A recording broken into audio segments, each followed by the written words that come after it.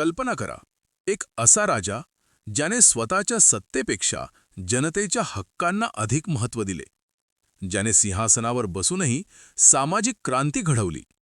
आरक्षण, शिक्षण आणि सामाजिक न्याय यांसाठी 100 वर्षांपूर्वीच क्रांतिकारक निर्णय घेतले आणि त्यामुळेच तो आजही जनतेच्या हृदयात जिवंत आहे. आणि ते एकमेव राजा म्हणजे राजर्षी शाहू महाराज. त्याचबरोबर आपणा सर्वांना माहिती आहे की सर्व प्रकारच्या स्पर्धा परीक्षांमध्ये छत्रपती शाहू महाराज हा घटक अत्यंत महत्त्वाचा आहे. चला तर मग MPSC प्रोफेसरच्या आजच्या या लेक्चरमध्ये छत्रपती शाहू महाराजांबद्दल स्पर्धा परीक्षेसाठी आवश्यक अशी सखोल, मुद्देसूद आणि समजण्यास सोपी माहिती आपण जाणून घेऊया. चला तर मग सर्वप्रथम छत्रपती शाहू महाराजांची मूलभूत माहिती पाहूया.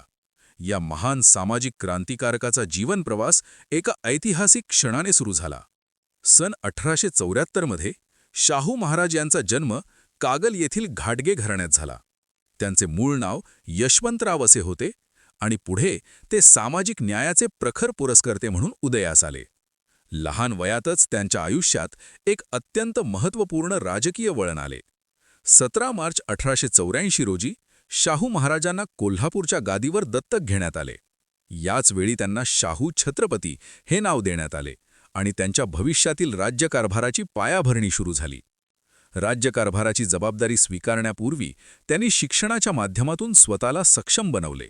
सन 1885 ते 1894 दरम्यान शाहू महाराजांनी धारवाड येथील राजकुमार कॉलेजमध्ये शिक्षण घेतले.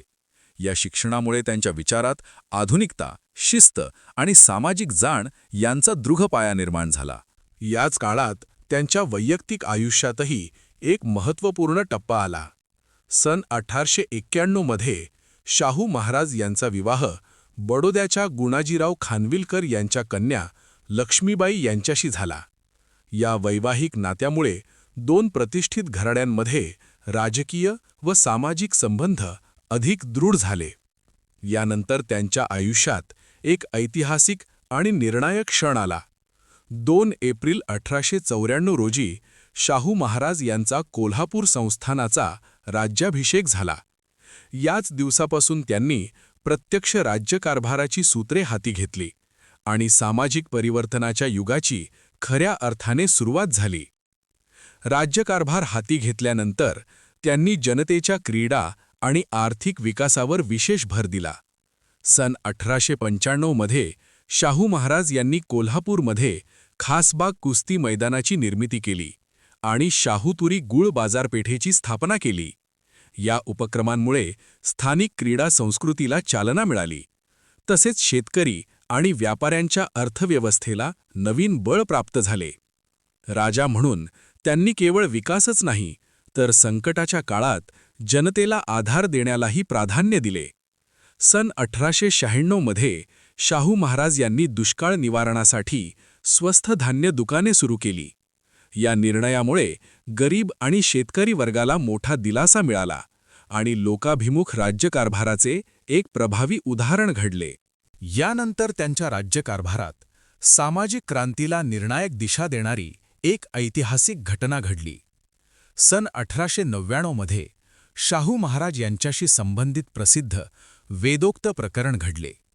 या प्रकरणातून ब्राह्मणेतर समाजाच्या धार्मिक अधिकारांसाठी त्यांनी ठाम भूमिका घेतली आणि सामाजिक समतेच्या लढ्याला नवे वळण मिळाले. सामाजिक न्यायाच्या विचारांसोबतच त्यांनी शिक्षण क्षेत्रातही महत्त्वपूर्ण पावले उचलली.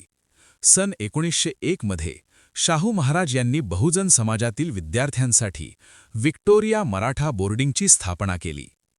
या वसतिगृहामुळे गरीब व वंचित घटकांना शिक्षणाची संधी मिळाली आणि सामाजिक उन्नतीचा मार्ग अधिक खुला झाला. यानंतर त्यांच्या राज्यकारभारात सामाजिक न्यायाच्या दिशेने एक अत्यंत क्रांतिकारक निर्णय घेण्यात आला. 26 जुलै 1902 रोजी शाहू महाराज यांनी मागासवर्गीयांसाठी सरकारी नोकऱ्यांमध्ये 50% आरक्षणाची ऐतिहासिक घोषणा केली. या निर्णयामुळे भारतात सामाजिक प्रतिनिधित्वाचा नवा अध्याय सुरू झाला आणि बहुजन समाजाच्या सक्षमीकरणाला भक्कम दिशा मिळाली. सामाजिक सुधारणा करतानाच त्यांनी औद्योगिक विकासालाही तितकेच महत्त्व दिले. सन 1906 मध्ये शाहू महाराज यांनी शाहू स्पिनिंग अँड वीविंग मिलची स्थापना केली. या उद्योगामुळे स्थानिकांना रोजगाराच्या संधी निर्माण झाल्या आणि कोल्हापूर संस्थानाच्या औद्योगिक प्रगतीला नवे बळ मिळाले. राज्याच्या सर्वांगीण विकासासाठी त्यांनी पाणी व्यवस्थापन आणि शेतीसाठी महत्त्वाकांक्षी प्रकल्प हाती घेतले. सन 1907 मध्ये शाहू महाराज यांच्या पुढाकाराने राधानगरी धरणाच्या कामाला सुरुवात करण्यात आली. या प्रकल्पामुळे सिंचन सुविधा वाढण्यास मदत झाली आणि शेतकरी वर्गाच्या आर्थिक स्थैर्याला भक्कम आधार मिळाला. सामाजिक समता आणि प्रबोधनाच्या चळवळीला आणखी बळ देण्यासाठी त्यांनी महत्त्वपूर्ण संघटनात्मक पाऊल उचलले. 11 जानेवारी 1911 रोजी शाहू महाराज यांच्या प्रेरणेने कोल्हापूर येथे सत्यशोधक समाजची शाखा स्थापन करण्यात आली. या उपक्रमामुळे अंधश्रद्धा व जातीभेदाविरुद्ध जागृती वाढली आणि सामाजिक सुधारणांच्या चळवळीला नवीन वेग मिळाला. बहुजन आणि अस्पृश्य विद्यार्थ्यांच्या शिक्षणासाठी त्यांनी विशेष प्रयत्न करत नवीन शैक्षणिक सुविधा उभारल्या. सन 1911 मध्ये शाहू महाराज यांनी मिस क्लार्क हॉस्टेलची स्थापना केली.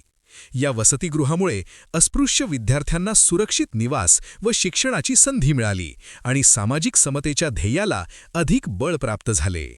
आर्थिक विकास आणि शेतकरी सक्षमीकरणासाठी त्यांनी दूरदृष्टीपूर्ण धोरणे राबवली. सन 1912 मध्ये शाहू महाराज यांच्या राज्यात सहकारी संस्थांचा कायदा मंजूर करण्यात आला. या कायद्यामुळे शेतकरी व लघुउद्योजकांना संघटित होण्याची संधी मिळाली आणि ग्रामीण अर्थव्यवस्थेला एक मजबूत आधार निर्माण झाला. जनतेवरील आर्थिक भार कमी करण्यासाठी त्यांनी लोकाभिमुख आणि धाडसी निर्णय घेतले. 10 मार्च 1913 रोजी शाहू महाराज यांनी पट्टी नावाचा कर रद्द केला. या निर्णयामुळे सामान्य जनतेला मोठा दिलासा मिळाला आणि न्याय्य व संवेदनशील राज्यकारभाराचे एक प्रभावी उदाहरण घडले. शेतकरी आणि सर्वसामान्य जनतेच्या हक्कांसाठी त्यांनी संघटनात्मक चळवळींनाही प्रोत्साहन दिले. सन 1916 मध्ये शाहू महाराज यांच्या प्रेरणेने निपाणी येथे डेक्कन रयत असोसिएशनची स्थापना करण्यात आली. या संघटनेमुळे शेतकरी वर्गाच्या प्रश्नांना आवाज मिळाला आणि ग्रामीण समाजाच्या सक्षमीकरणाला नवीन दिशा प्राप्त झाली. सामाजिक सुधारणा आणि स्त्री सक्षमीकरणासाठी त्यांनी अत्यंत प्रगतिशील निर्णय घेतले. 27 जुलै 1917 रोजी शाहू महाराज यांनी विधवा विवाहास कायदेशीर मान्यता दिली. या निर्णयामुळे स्त्रियांवरील सामाजिक बंधने कमी झाली आणि समाजातील समतेच्या चळवळीला एक नवे बळ मिळाले. शिक्षण हेच समाज परिवर्तनाचे सर्वात प्रभावी साधन आहे. या विचारातून त्यांनी ऐतिहासिक निर्णय घेतला. सन 1917 मध्ये शाहू महाराज यांनी मोफत व सक्तीच्या प्राथमिक शिक्षणाचा जाहीरनामा प्रसिद्ध केला. या धोरणामुळे गरीब व वंचित घटकांपर्यंत शिक्षण पोहोचले आणि सामाजिक प्रगतीचा पाया अधिक मजबूत झाला. जातीभेदाच्या भिंती कोसळण्यासाठी त्यांनी आणखी एक धाडसी आणि प्रगतिशील पाऊल उचलले. 15 एप्रिल 1918 रोजी शाहू महाराज यांनी आंतरजातीय विवाहास कायदेशीर मान्यता देणारा मुलकी कायदा लागू केला. या निर्णयामुळे समाजातील रूढीवादी बंधनांना मोठा धक्का बसला आणि सामाजिक समतेच्या चळवळीला एक नवे क्रांतिकारक बळ मिळाले. अस्पृश्यतेविरुद्धच्या लढ्यात त्यांनी आणखी एक निर्णायक आणि ऐतिहासिक पाऊल उचलले. 25 जून 1918 रोजी शाहू महाराज यांनी महार वतन व्यवस्था रद्द करण्याचा निर्णय घेतला. या निर्णयामुळे दलित समाजावरील पारंपरिक अन्यायाला धक्का बसला आणि सामाजिक स्वाभिमान व समतेच्या चळवळीला नवे बळ प्राप्त झाले. प्रशासन अधिक न्याय्य आणि कार्यक्षम करण्यासाठी त्यांनी पारंपरिक वतनदारी पद्धतीत महत्त्वपूर्ण सुधारणा केल्या. सन 1918 मध्ये शाहू महाराज यांनी कुलकर्णी वतन रद्द करून तलाठी या नव्या पदाची निर्मिती केली. या बदलामुळे प्रशासन अधिक उत्तरदायी झाले आणि सामान्य जनतेला न्याय मिळण्याची प्रक्रिया अधिक सुलभ झाली. सामाजिक कार्य आणि जनकल्याणकारी धोरणांमुळे त्यांच्या कार्याची देशभर दखल घेतली जाऊ लागली. सन 1919 मध्ये छत्रपती शाहू महाराज यांना कानपूर येथील कुर्मी क्षत्रिय सभाकडून राजश्री ही मानाची पदवी बहाल करण्यात आली. या सन्मानामुळेच त्यांच्या सामाजिक न्यायाच्या कार्याला राष्ट्रीय स्तरावर मान्यता मिळाली. सामाजिक समतेच्या लढ्यात त्यांनी कायदेशीर पातळीवरही क्रांतिकारक पावले उचलली. सन 1919 मध्ये छत्रपती शाहू महाराज यांच्या राज्यात अस्पृश्यता निवारण कायदा मंजूर करण्यात आला. या कायद्यामुळेच अस्पृश्यता पाळणे हा गुन्हा ठरवण्यात आला आणि समाजात समानतेचा संदेश अधिक प्रभावीपणे पोहोचला.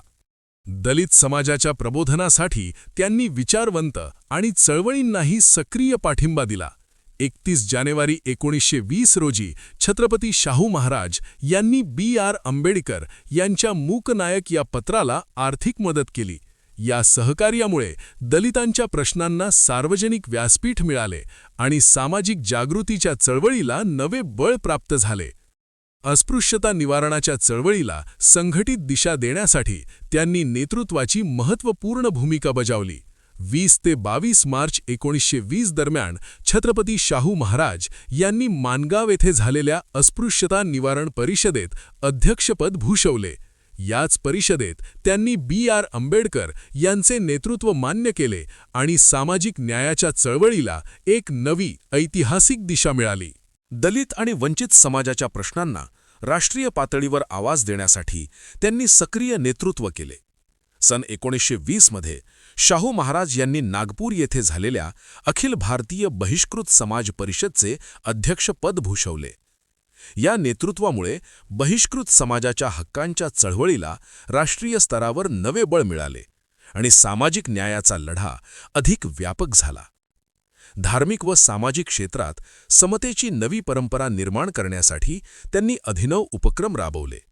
सन 1920 मध्ये शाहू महाराज यांनी कोल्हापूर येथे क्षत्रिय जगद्गुरू या पदाची निर्मिती केली.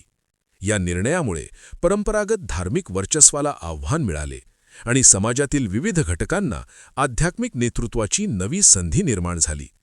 सामाजिक प्रबोधन आणि धार्मिक सुधारणा यांना चालना देण्यासाठी त्यांनी सुधारक चळवळींना पाठिंबा दिला. सन 1921 मध्ये शाहू महाराज यांच्या पुढाकाराने ज्योतिबा डोंगर येथे आर्य समाजची शाखा स्थापन करण्यात आली. या उपक्रमामुळे अंधश्रद्धा आणि जातीभेदाविरुद्ध जागृती वाढली आणि समाज सुधारणेच्या चळवळीला नवे बळ मिळाले. सामाजिक न्याय आणि जनकल्याणासाठी आयुष्यभर झटणाऱ्या या महान राजाचा जीवनप्रवास अखेर संपला. 6 मे 1922 रोजी शाहू महाराज यांचे मुंबई येथे निधन झाले. त्यांच्या निधनामुळे समाज सुधारणेच्या चळवळीला मोठी पोकळी निर्माण झाली, परंतु त्यांची विचारसंपदा आणि कार्य आजही प्रेरणादायी ठरते. तर अशा प्रकारे राजर्षी शाहू महाराजांचा जीवनप्रवास हा केवळ एका राजाचा इतिहास नाही, तर तो आहे सामाजिक न्याय, समता आणि जनकल्याणाची प्रेरणादायी गाथा. शिक्षण, आरक्षण आणि अस्पृश्यता निवारणाच्या माध्यमातून शाहू महाराज यांनी संपूर्ण समाजाला दाखवून दिले की खरा राजा तोच जो आपल्या सत्तेपेक्षा जनतेच्या हक्कांना अधिक महत्त्व देतो. त्यांचे आयुष्य आपल्याला शिकवते, समाजात बदल घडवायचा असेल तर धाडसी निर्णय, प्रगत विचार आणि जनतेप्रती असलेली खरी बांधिलकी आवश्यक असते. म्हणूनच आजही शाहू महाराज हे केवळ इतिहासातील व्यक्तिमत्व नाहीत, तर ते आहेत सामाजिक क्रांतीचे प्रतीक, एक प्रेरणा, एक मार्गदर्शक. चला, त्यांच्या विचारांना आपल्या जीवनात उतरवूया आणि समानता, शिक्षण व सामाजिक जबाबदारी यांच्या माध्यमातून देशाच्या प्रगतीत आपला वाटा उचलूया. तर अशा प्रकारे आजच्या या लेक्चरमध्ये आपण राजर्षी शाहू महाराजांविषयी सखोल आणि परीक्षाभिमुख संपूर्ण माहिती पाहिली. अशाच प्रकारच्या अप्रतिम आणि उपयुक्त माहितीसाठी MPSC प्रोफेसरला नक्की सबस्क्राईब करा. तसेच तुम्हाला इतिहासातील कोणत्या व्यक्तीबद्दल विस्तृत माहिती हवी आहे हे देखील आम्हाला नक्की कळवा. या लेक्चरचे सर्व नोट्स आपल्या टेलिग्राम चॅनलवर उपलब्ध होणार आहेत, म्हणून टेलिग्रामला नक्की जॉईन करा. अभ्यास करत रहा, यश नक्की मिळेल. जय शिवराय.